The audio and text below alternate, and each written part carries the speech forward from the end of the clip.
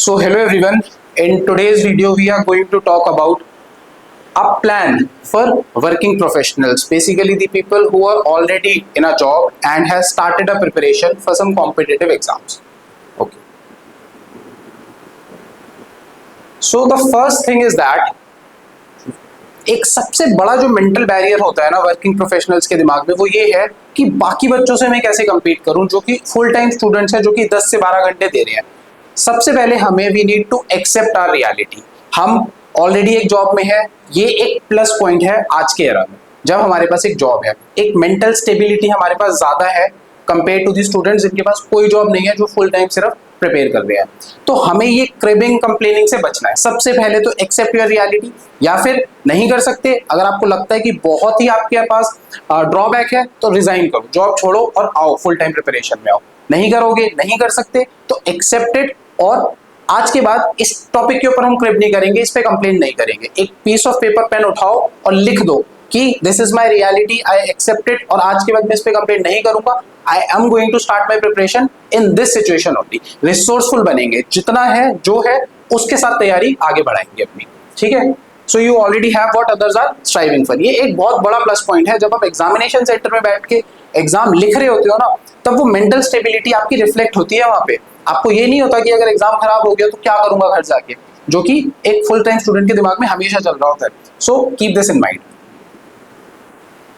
बात करते हैं डेली रूटीन कैसा होना चाहिए। देखिए, सबसे पहली चीज है lack of planning. Working professional के साथ ये बहुत ज्यादा होता है। अब हम क्या करते हैं इसमें, जॉब के साथ कभी सुबह ट्रैवल करते वक्त हमने पढ़ाई कर ली, कभी लंच आवर्स में हमने पढ़ लिया, कभी वापस आते वक्त पढ़ लिया, रैंडम टाइमिंग्स में हम लोग पढ़ रहे हैं और हम सोच रहे हैं कि ठीक है, एक कोई प्लान है नहीं, कौन सी चीज कब खत्म करनी है, कौन सा सिलेबस का पार्ट कब फिनिश हो जाना चाहिए, कुछ भी सॉलिड प्लान है नहीं हमारे पास। जब मन कर रहा है, जैसे मन कर रहा है पढ़ रहे हैं।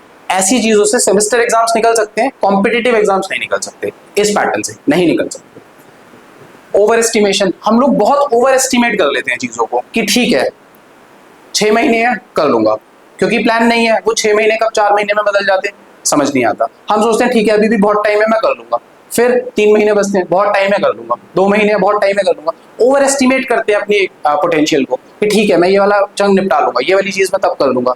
एक्चुअली में लैक ऑफ प्लानिंग की वजह से वो चीज कभी हो नहीं पाती और क्या होता है, कैलेंडर बदल जाता है, फिर अगला अटेम्प्ट।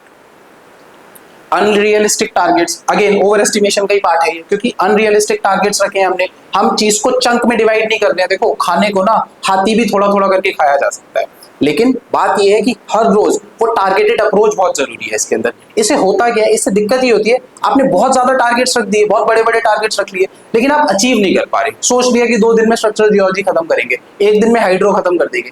कैसे करोगे? जब आप नहीं कर पाओगे तो क्या होगा, हर रोज आप हारोगे।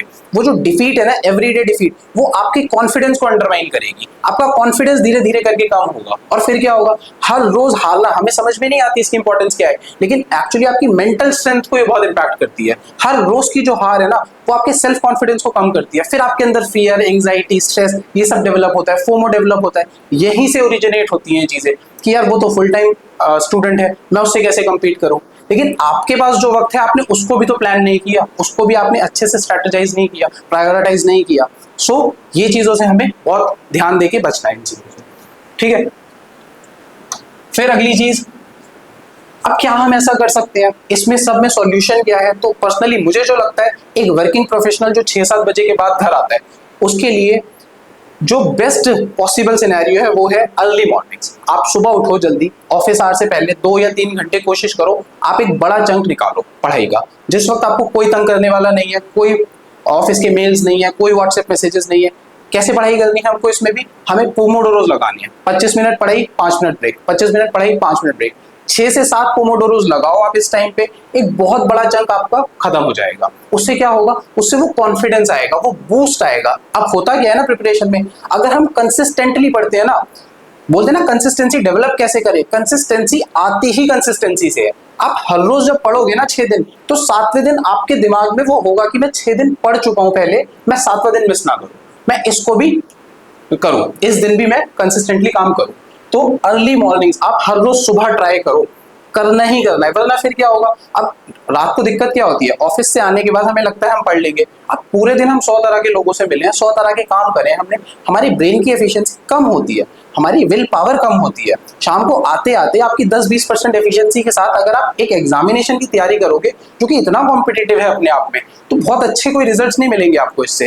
Try to wake up early in the morning, ब्रह्म मुहूर्त। आप सुबह अर्ली उठ के 4-5 के बीच में अगर आप उठ सकते हैं तो बहुत बढ़िया है, और उस चंक को आप यूटिलाइज करने की कोशिश करें वहां पे, ठीक है।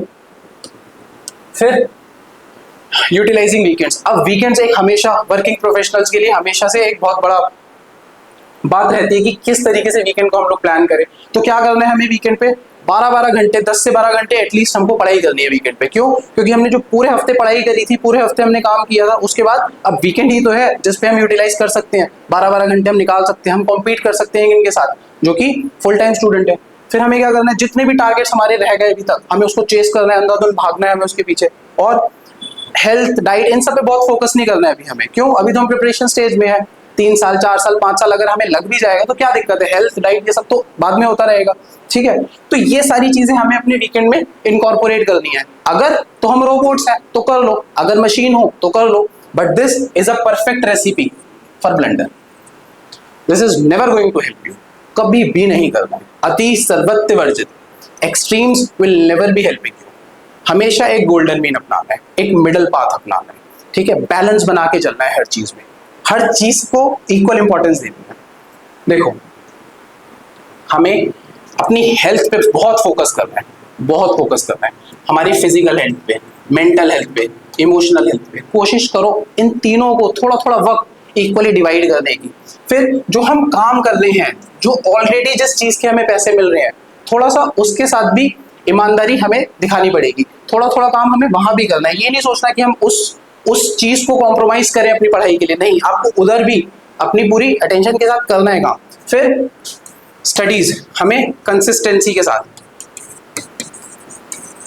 3-4 hours, all I am asking is 3-4 hours. अगर आप ये हर रोज कर लेंगे इंक्लूडिंग वीकेंड्स, अगर आप ये हर रोज कर लेते हैं, आपको कोई घबराने की जरूरत नहीं है। आप ऑलरेडी बहुत सारे कॉम्पिटिशन से ऊपर। अगर आप कंसिस्टेंटली 6 से 8 महीने ये वाला रूटीन फॉलो कर लेंगे ना, 4 घंटे अगर आपने हर रोज निकाल लिए, तो आप एक बहुत कंफर्टेबल पोजीशन में आएंगे, बहुत कंफर्टेबल। अब ये 3-4 घंटे में आपको करना क्या है? अगर आपने किसी का कोर्स ले लिया, आपके पास बहुत सारा मटेरियल है, बहुत सारी किताबें, आपको क्या करना है? आपको ज्यादा से ज्यादा कवर करना है? Answer is big no. आपको क्या करना है? आपको रिवाइज करना है, रिवाइज रिवाइज रिवाइज। बहुत ज्यादा पढ़ने से कभी किसी का कोई एग्जाम नहीं निकला। हमेशा किससे निकलते कॉम्पिटिटिव एग्जाम? रिवीजन से निकलते हैं। आपने भी अभी बहुत सारे एग्जाम्स दिए होंगे, आपको पता होगा चीजें जब आती हैं तो हमें लगता है कि हाँ पढ़ा तो था मैंने, ये तो मुझे पता है, ये तो मुझे पता है, लेकिन एग्जैक्टली नहीं पता। क्यों? Lack of revision. तो क्या है वो चीज जो हमें बाकियों से अलग बनाएगी यहाँ पे? वो है रिवीजन। क्यों? रिवीजन सबसे बोरिंग एस्पेक्ट है, सबसे बोरिंग काम है रिवीजन, लेकिन वही वो चीज है जो आपकी धार मजबूत करेगी। तो वो आपको जरूर करना है। आप चाहे हफ्ते में 4 दिन पढ़ो नया, लेकिन आप 2 दिन रिवाइज करो। वीकेंड्स पे आपको कुछ करने का मन नहीं है, लेकिन आप रिवीजन जरूर करो। पूरे हफ्ते में जो पढ़े उसको try to revise it on weekends, ठीक है। फिर सबसे इंपॉर्टेंट चीज I would say that Sunday को हो सके तो हाफ डे, और वरना फुल डे आप एक ब्रेक रखो। एक ब्रेक बहुत जरूरी है। हम मशीन नहीं है। जो लोग कहते हैं ना कि पहले 5 दिन आप ऑफिस में काम करो, फिर 2 दिन आप अच्छे से अपना जो भी लैग रह गया था आप उसको कवर करो, मेरे हिसाब से प्रैक्टिकल अप्रोच नहीं है ये। It doesn't work like that, क्योंकि हम मशीन नहीं है। संडे को 12 घंटे काम करके मंडे को दोबारा ऑफिस जाना और सुबह उठ के पोमोडोरो लगाना एक प्रैक्टिकल अप्रोच नहीं है, नहीं हो पाता, ठीक है। आप अपने पर्सनल एक्सपीरियंस से भी जानते हैं ये पॉसिबल नहीं है। तो इसीलिए ऑलवेज संडे का ब्रेक लें, आप रेजुविनेट करें, जो अच्छा लगता है करने में वो करें। कोई फिजिकल एक्टिविटी करनी है करो, आउटिंग करनी है करो। अपने आप को थोड़ा सा लीजर देना भी जरूरी है। रोबोट्स नहीं है हम, ठीक है। After all it is a job, it is a job and it is a competitive exam. निकल जाएगा, ठीक है। इतना पागल होने की भी जरूरत नहीं है इसके पीछे। ऑलराइट,